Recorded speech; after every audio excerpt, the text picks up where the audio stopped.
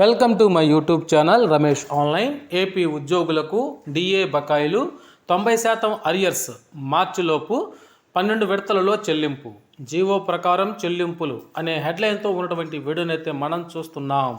చూసే ముందుగా ఫ్రెండ్స్ ఎవరైనా ఫస్ట్ టైం మన ఛానల్ని విజిట్ చేసినట్లయితే తప్పకుండా సబ్స్క్రైబ్ చేసుకోండి. ఇక విషయానికి వచ్చినట్లయితే డిఏ బకాయిల చెల్లింపులు జరగాలి. కాంట్రిబ్యూటరీ పింఛన్ పథకం ఉద్యోగులకు నగదు రూపంలో రావాల్సిన డిఏ బకాయిలను వెంటనే విడుదల చేయాలని ఏపీ సిపిఎస్ఈ ఎంప్లాయీస్ అసోసియేషన్ అధ్యక్ష ప్రధాన కార్యదర్శులు బాజీ పఠాన్, కరిమి రాజేశ్వరరావు కోరారు.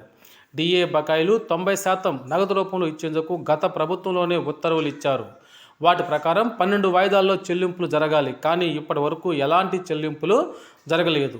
జీవోల గడువు ఈ ఏడాది మార్చితో ముగుస్తున్నందున ఆలోపు బకాయిలన్నీ చెల్లించాలని సోమవారం వారు ఒక ప్రకటనలో అయితే వారు ప్రభుత్వానికి విజ్ఞప్తి చేయడం జరిగింది. అదేవిధంగా ఇక్కడ మనం చూస్తున్నాము, మరొక న్యూస్ని అయితే ఇక్కడ మనం చూస్తున్నాము.